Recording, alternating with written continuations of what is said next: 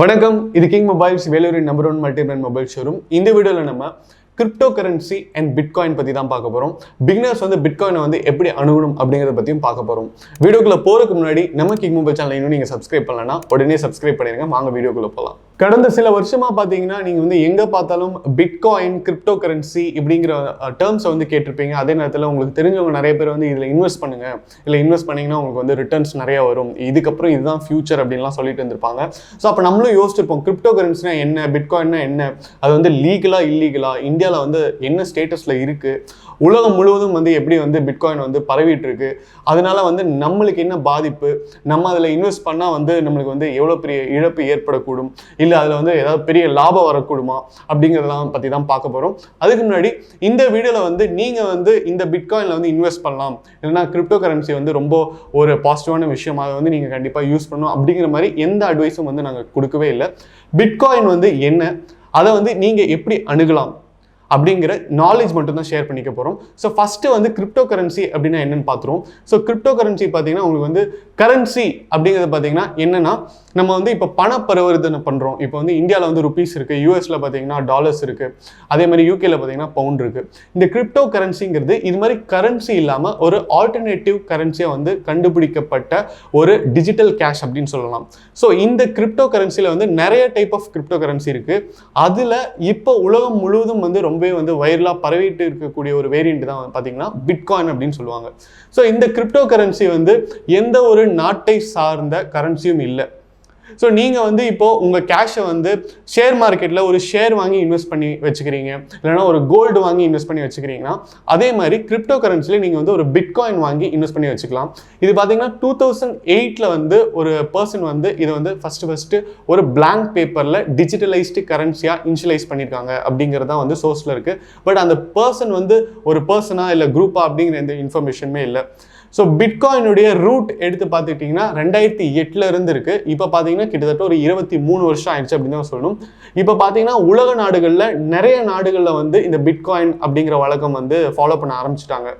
So ஜென்ரலாக ஈஸியாக புரிகிற மாதிரி சொல்லணும்னா பிட்காயின் அப்படிங்கிறது ஒன்றுமே இல்லைங்க. இப்போ வந்து நீங்கள் வந்து ஒரு காசு இருக்குது, உங்கள்கிட்ட ஒரு 20,000 ரூபா இருக்குது, அதுக்கு வந்து ஒரு 100 பிட்காயின் வாங்கி வச்சுக்கிறீங்க அப்படின்னா, அந்த பிட்காயினை வந்து நீங்கள் சில கடைகள்லையோ இல்லை சில மார்க்கெட்லேயோ இல்லை சில நாடுகள்லையோ வந்து நீங்கள் காசுக்கு பதிலாக பிட்காயின் கொடுத்து உங்களுக்கு தேவைப்படுற பொருளையோ சர்வீஸையோ வாங்கிக்கலாம்.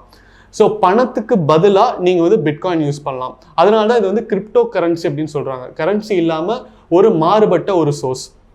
ஸோ இந்த பிட்காயின் அப்படிங்கிறது என்னன்னா, இது வந்து ஒரு டிஜிட்டல் கேஷ் அப்படின்னு சொல்கிறாங்க. ஸோ ஒரு கேஷுமே பார்த்தீங்கன்னா உங்களுக்கு வந்து டிஜிட்டல் ஃபார்மில் தான் இருக்கும். ஃபிசிக்கலாக வந்து உங்களுக்கு வந்து கையில் இருக்கிற கரன்சி மாதிரி இருக்காது. ஸோ உங்களுக்கு வந்து இப்போ எப்படி நிறையா வேலெட்ஸ் இருக்குது, உங்களுக்கு வந்து இப்போ நீங்கள் நிறையா வெப்சைட்ஸ் யூஸ் பண்ணியிருப்பீங்க. ஃபார் எக்ஸாம்பிள் இப்போ அமேசான் யூஸ் பண்ணுறீங்க, ஃப்ளிப்கார்ட் யூஸ் பண்ணுறீங்கன்னா அதில் வந்து உங்களுக்கு அமேசான் வேலெட் பேலன்ஸ் அப்படின்னு சொல்லிட்டு ஒரு பேலன்ஸ் காட்டுவாங்க. அதே மாதிரி நீங்கள் வந்து இப்போ புக் மை ஷோவில் வந்து டிக்கெட் புக் பண்ணுறீங்க அப்படின்னா அதில் கூட புக் மை ஷோ பேலன்ஸ் அப்படின்னு சொல்லிட்டு ஒரு பேலன்ஸ் இருக்கும்.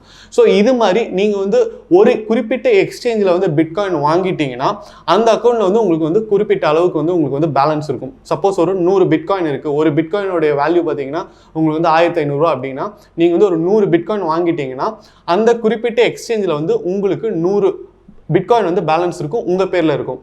ஸோ இன்னைக்கு நிறைய நாடுகளில் பார்த்தீங்கன்னா பிட்காயின் ஏடிஎம்ஸே வந்துருச்சு. நீங்கள் வந்து ஒரு ஏடிஎம்ல போய் நீங்கள் வந்து பிட்காயினை வந்து வித்ட்ரா பண்ணிக்கலாம்.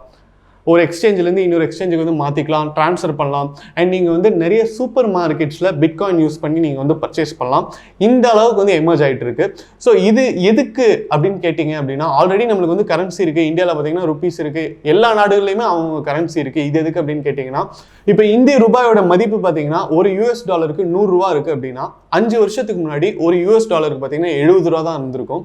ஸோ இந்திய ரூபாயோட மதிப்பு வந்து குறைஞ்சிருக்கு இந்த 5 வருஷத்தில் அப்படின்னு தான் சொல்லணும். இது மாதிரி நிறைய வாலட்டிலிட்டி அப்படின்னு சொல்லுவாங்க, விலை ஏற்றமும் இறக்கமும் வந்து ஒரு நாட்டுடைய கரன்சிலையும் இருந்துட்டு தான் இருக்கும். அந்த ஏற்ற இறக்கம் பார்த்தீங்கன்னா இந்த பிட்காயின்ல இருக்காது அப்படின்னு சொல்றாங்க. நீங்கள் வந்து இப்போ பிட்காயின் வந்து ஒரு 1000 பிட்காயின் வாங்கி வச்சுட்டீங்க, சப்போஸ் இந்திய ரூபாயோட மதிப்பு வந்து அடுத்த மாதம் வந்து ரொம்ப குறைஞ்சிச்சு அப்படின்னாலும் உங்களுக்கு வந்து பிட்காயினுடைய மதிப்பு அப்படியே தான் இருக்குன்னு சொல்கிறாங்க. இது வந்து ஒரு பாசிட்டிவான ஒரு விஷயம் அப்படின்னு சொல்கிறாங்க. அடுத்த பாசிட்டிவான விஷயம் என்ன அப்படின்னு கேட்டிங்கன்னா, இது வந்து எந்த ரெகுலேஷனுக்குள்ளேயும் அடங்காது, எந்த கவர்மெண்ட்டோட ரெகுலேஷனுக்குள்ளேயும் அடங்காது. அதனால நீங்கள் வந்து ஈஸியாக டிரான்சாக்ட் பண்ணலாம், யாரும் வந்து இதை வந்து திருட முடியாது அப்படின்னு சொல்கிறாங்க. இது எல்லாத்தையும் தாண்டி என்ன அட்வான்டேஜ் அப்படின்னு சொல்கிறாங்கன்னா, ஒரு தடவை பிட்காயின் பிட்காயினோட யூசர்ஸ் வந்து ஜாஸ்தி ஆகும்போதும் பிட்காயினுடைய வேல்யூ வந்து ஏறும் அப்படின்னு சொல்கிறாங்க. இப்போ சில கம்பெனியோட பிட்காயின்ஸ் பார்த்தீங்கன்னா உங்களுக்கு வந்து ஒரு பிட்காயினோட வேல்யூ பார்த்தீங்கன்னா 12 சென்ட்ஸ் 10 சென்ட்ஸ் இருக்குது. இப்போ 12 சென்ட்ஸ் 10 சென்ட்ஸ் அப்படின்னா உங்களுக்கு வந்து 10 ரூபா 20 ரூபா இருக்குது. இன்னும் ஒரு 2 வருஷத்தில் பார்த்தீங்கன்னா அது வந்து $50 வரைக்கும் போகும் அப்படிங்கிறாங்க. அதாவது உங்களுடைய ரிட்டர்ன் வந்து 300 மடங்கு ஜாஸ்தி ஆகும் அப்படின்னு சொல்கிறாங்க. பட் இந்த பாஸ்ட்லாம் பார்த்தீங்கன்னா உங்களுக்கு வந்து பிட்காயினோட வேல்யூ இறங்கவும் செஞ்சிருக்கு. ஸோ நம்ம ஜென்ரலாக ஒரு ரிஸ்க் ஆஸ்பெக்டில் பார்க்கணும் அப்படின்னா என்ன தெரிஞ்சுக்க வேண்டியது இருக்குது அப்படின்னா, எந்த இன்வெஸ்ட்மெண்ட் பண்ணாலும் அதில் வந்து ரிஸ்க் இருக்குது. இப்போ வந்து நீங்கள் வந்து என்எஸ்சி இல்லைனா பிஎஸ்சியில் வந்து ஒரு ஸ்டாக் வந்து இன்வெஸ்ட் பண்ணுறீங்கன்னா அதோட வேல்யூ வந்து ஏறவும் செய்யலாம் இறங்கவும் செய்யலாம். அதே மாதிரி இந்த பிட்காயின் நீங்கள் வாங்குறீங்க அப்படின்னா இந்த பிட்காயினோட வேல்யூ ஏறவும் செய்யலாம் இறங்கவும் செய்யலாம். இந்தியாவில் வந்து இன்னும் எதுவும் வந்து அஃபிஷியலாக வந்து அனௌன்ஸ் பண்ணல, பிட்காயின் வந்து நாங்கள் லீகலைஸ் பண்ணிட்டோம், நீங்கள் வந்து வாங்கலாம், இதில் வந்து நீங்கள் வந்து டிரான்சாக்ஷன்ஸ் பண்ணலாம் அப்படிங்கிற மாதிரி எந்த அனௌன்ஸ்மெண்ட்டும் வரல. பட் நீங்கள் வந்து உலகத்தில் என்ன நடந்துட்டு இருக்கு அப்படிங்கிறது வந்து கொஞ்சம் பொறுமையாக பார்த்தீங்க அப்படின்னா மிக மிக பெரிய பேங்கிங் கார்பரேஷன்ஸ் ஆகட்டும் இல்லை கம்பெனிஸ் ஆகட்டும் அவங்களே வந்து பிட்காயினில் வந்து இன்வெஸ்ட் பண்ண ஆரம்பிச்சிட்டாங்க. ஸோ கூடிய விரைவில் பார்த்தீங்கன்னா இந்தியாவிலையும் கண்டிப்பாக வந்து பிட்காயின் வந்து லீகலைஸ் பண்ணுறதுக்கான எல்லா சாத்தியக்கூறுகளுமே இருக்குது அப்படின்னு தான் சொல்கிறாங்க. பட் என்னதான் இந்தியாவில் வந்து பிட்காயின் லீகலைஸ் ஆனாலும் இப்போ பார்த்தீங்கன்னா ஸ்டாக் எக்ஸ்சேஞ்ச் தான் லீகலைஸ் ஆயிருக்கு. என்எஸ்சி பிஎஸ்சியில் நீங்கள் போய் ஸ்டாக் வாங்கலாம். இன்னைக்கு வந்து 100 ரூபா இருக்கிற கம்பெனியோட ஷேர் பார்த்தீங்கன்னா நாளைக்கே வந்து 5 ரூபா கூட போகும். அதே மாதிரியான ரிஸ்க் பார்த்தீங்கன்னா பிட்காயின்லையும் இருக்குது. ஸோ நீங்கள் வந்து எந்த பிட்காயினில் இன்வெஸ்ட் பண்ணுறதா முடிவெடுத்தாலும் நீங்கள் வந்து முழுக்க முழுக்க உங்களுடைய யோசனையை வந்து அது மேலே வச்சு நிறைய ரிசர்ச் பண்ணி இதை வந்து இன்வெஸ்ட் பண்ணால் என்ன ரிஸ்க் இருக்கும் அண்ட் உங்களுக்கு வந்து ஒரு ரிசர்வ் ஃபண்ட் எடுத்து வச்சுக்கிட்டு சப்போஸ் நான் ட்ரை பண்ணி பார்க்குறேன் அப்படின்னு வேணால் நீங்கள் பண்ணலாம். ஏன்னா இது வந்து ரொம்ப ஒரு புதுமையான விஷயம் இந்திய மக்களுக்கு.